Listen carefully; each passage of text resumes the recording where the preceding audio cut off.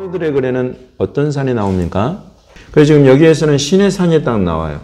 모세가 돌판에 새겨진 십계명, 예, 이것을 받은 산이다 이것입니다. 그렇죠. 중요한 사건이 일어난 산입니다.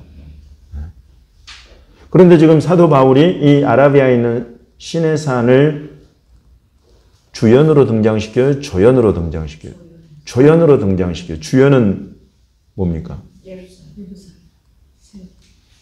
어떤 예루살렘? 여기 성경의 표현으로 하면 일단 우리가 항상 읽은 본문에 집중해서 위에 있는 예루살렘이죠. 이렇게 우리가 성경대로 보면 가장 이게 좋아요. 새 예루살렘은 이제 계시록에 나오지만은 여기 갈라디아서 이 본문에서는 지금 주연이 뭐냐면 위에 있는 예루살렘이다라고 이야기를 하는 거예요. 땅에 있는 예루살렘 이야기도 나옵니까? 뭐라고 나와요? 이 갈라디아서 바울의 표현대로 하면 25절에 지금 있는 예루살렘으로 부르고 있어요. 사도 바울의 당시에 있는 이 예루살렘, 그 예루살렘에 뭐가 있었어요? 성전이 있었죠. 성전이. 근데 그 성전이 있는데, 그리고 성전이 있는 예루살렘인데 그것을 지금 뭐와 같다고 그래요? 아라비아에 있는 신의 산과 같다고 이야기를 하잖아요. 그렇죠? 예.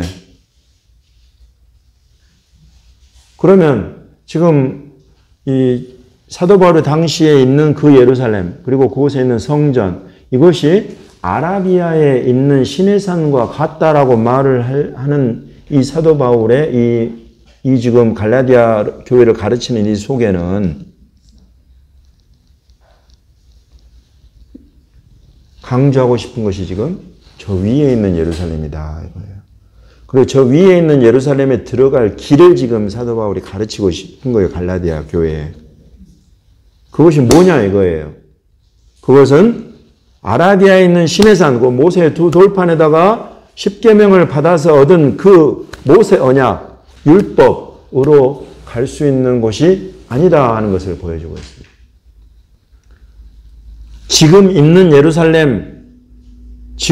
예루살렘은 무엇의 바탕에서 만들어졌느냐? 역시나 딱 그 율법을 가지고 와서 율법의 바탕에서 광야에서 만든 성막을 기본 모형으로 해가지고 그것을 그대로 이동식이 아니라 고정식으로 만든 하나님의 집, 율법에 바탕한 성전. 그래서 그곳에서 이루어지는 5대 제사, 전부 다 율법 제사죠. 그렇죠. 그것으로 지금 이거 하고 있는데 이걸로 하늘에 있는 위에 있는 예루살렘에 들어간다 아니다? 아니다 말이죠. 그럼 뭘로 들어가느냐? 사라의 자녀가 되는다는 거예요. 하갈의 자녀 말고 둘을 비교를 하고 있는 거예요. 아브라함한테 있는 두 아들, 그럼 두 아들 전부 다 아브라함 아들이라는 것을 인정하고 있는 거예요. 그래서 아까 이런 것들을 보고 이제 다시 우리 모세글로 들어가 보면 하갈이 낳은 애도 넷이요. 내가 언약은 너와 맺을 언약은 사라로부터 낳은 넷이로 말미암아 언약을 맺을 것이다. 그래서 하나님이 똑같은 단어를 써버려. 넷이 이래버리니까 이게 도대체 뭐가 차이가 있는 거예요? 이스마엘과 이삭이 뭐가 차이가 있는 거냐? 이런. 근데 지금 이곳에서 사도 바울이 그것을 명확하게 비유로 하나님이 지금 우리에게 알려주신 것이다. 여종의 종의 아들은 유업을 받지 못한다. 오직 본처, 자유한 여자, 이 소생이 아브라함이 가진 모든 것을 다 상속받는, 그 유업을 받는 상속자다 이거예요. 이렇게 풀면서 모세, 신의 산에서 하나님이 모세를 통해서 주신 이 십계명 율법 언약으로는 그것은 종과 같은 것이다. 왜? 전부 다 사람의 손으로, 사람들에게서. 그러나 이 사라가 낳은 이삭은 뭘 보여주고 있느냐면 자유한 여자의 아들로서 지금 동정녀 마리아에게서 성령으로 잉태되어서 나으신 예수 그리스도를 바라보는 것이다. 확실하게 대비를 시키는 것이다. 오직 예수 그리스도를 통해서만 갈 수 있는 곳이 어디냐면 위에 있는 예루살렘. 우리의 목적지가 바로 저기다라는 것을 보여주고 있는. 그러면 이것이 산과 무슨 상관이 있어요? 산과 이제 이 성전산이 이제 보이는. 그럼 이 성전산이 오늘 모세의 글에 나와요? 모세의 글. 모리아 땅에 있는 한 산. 아브라함 이삭을 번제로 드리려고 했던 그 산. 그 산이 성전산이에요. 말씀, 그렇죠? 어떻게 알아요? 성경이 다 나와 있어요. 할렐루야. 역대하 3장 1절 보면 솔로몬이 이 성전을 지은 곳이 어디냐면 아브라함이 이삭을 드리려고 한 모리아 산, 모리아 땅에 있는 그 산이요. 아버지 다윗이 번제를 드렸던 아라우나 또는 오르난 그의 타작마당 그곳에다가 이 솔로몬이 성전을 지었다라고 다 기록을 해놓는 거예요. 결국 그 성전산 그리고 그 전에 다윗 사건 그리고 솔로몬이 지은 집 성전 그리고 그 이전에 아브라함이 지금 우리 본문에 있는 이 아들 이삭을 번제로 드리려고 한 그 산 모리아 산. 여러분 왜 하나님께서 굳이 아브라함을 모리아 산까지 가서 그곳에서 하나님이 이삭을 번제로 드리려고 하느냐. 여러분 이것이 단순히 우리 믿음의 조상 아브라함에게만 일어난 사건이 아닙니다. 오늘 우리가 이걸 주제로 선택을 해서 보는 것은 저와 여러분의 삶 속에 하나님이 이런 걸 뜻하시고 계획하시고 인도해 가시는 그 중요한 지점들이 있다는 것을 여러분 보여주시는 거예요.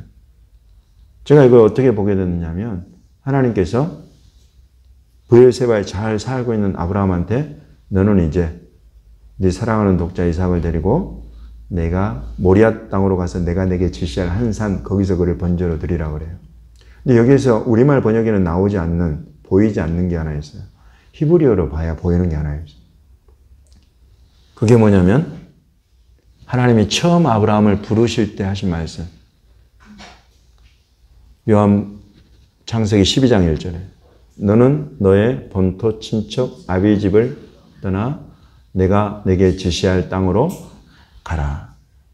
그 말씀하시잖아요. 그래서 우리 지극히 작은 자 부분 다룰 때 이걸 봤어요. 이때 나오는 히브리어가 3주차 파라샤 제목, 지난주 파라샤 제목, 레클레카, 가라. 요 가라 하는 요거 하나가 아브라함의 인생을 바꿔요. 처음 갈대아 우르에 있던 이 사람이 하란으로 가고 하란에서 가나안 땅으로 들어오잖아요. 이런 인생의 여정을 누가 말씀하시고 이끌어 가시냐면 하나님이 탁 말씀하시니 레클레카 가라 하시는 거예요. 그래서 가. 근데 오늘 이 본문에 나온 요것이 브엘세바에 잘 살고 있는 아브라함 거의 정착하다시피 했어요. 이제 어려움을 겪고 이제 좀 부유해질 것도 다 부유해지고 그랬는데 그런 아브라함한테 하나님이 가라 레클레카 두 번째 레클레카를 말씀하시는 게 오늘 여기 봅니다. 창세기 22장 2절. 그래서 여러분 기억하기가 좋아요. 처음 레클레카는 창세기 12장 1절. 두 번째 레클레카는 22장 2절이에요. 여러분 이게 아브라함이라는 위대한 너무나 비겁한 겁정이었잖아요. 지난 시간에. 오늘도 나와요. 실은 오늘 본문에도. 위험한 순간에 마누라 팔아버려. 마누라 딱 내밀고 자기는 이제 목숨 부지하는 거예요. 그러던 아브라함 그게 본질이에요. 근데 첫 번째 레클레카가 이 아브라함을 믿음의 사람으로 딱 이끌어들여요. 그리고 오늘 두 번째 레클레카는 정말 자기의 노년에 얻은 자기의 전부와도 같은 이삭을 하나님이 바치라 라고 하는 그런 부르심과 연결된 레클레카예요. 야, 우리 평생에 그냥 한 번만 듣고 싶은 게 레클레카야. 그냥 그에 순종해가지고 가서 이제 잘 살게 되었더라. 교회 잘 이루고 잘 살게 되었더라. 기업 잘 시작하고 잘 이루어서 잘 살게 되었더라. 여기까지면 참 좋아. 근데 그곳에서 하나님이 다시 레클레카 하신다. 그리고 이번에는 자기 전부와도 같은 아들을 하나님께 드리라고 하는데, 드리라고 간 그곳, 그 산, 모리아 땅에 있는 그 산, 그곳에서 그가 누구를 봐버렸어요? 이삭 드리러 가가지고 그가 거기서 누구를 봐버렸냐면 예수님을 봐버려요. 오늘 성경 본문에 그 내용이 구체적으로 나오지 않지만 요한복음 8장에 예수님이 그것을 리마인드 시켜요. 아브라함은 저 멀리서 장차 나의 때 볼 것을 보고 기뻐했다.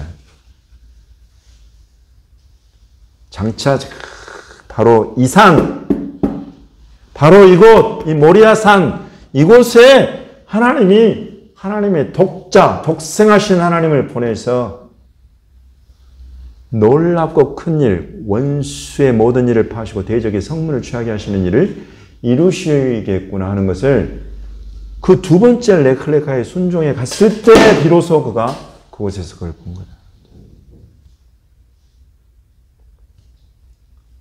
여러분, 이런 하나님이 저와 여러분의 하나님.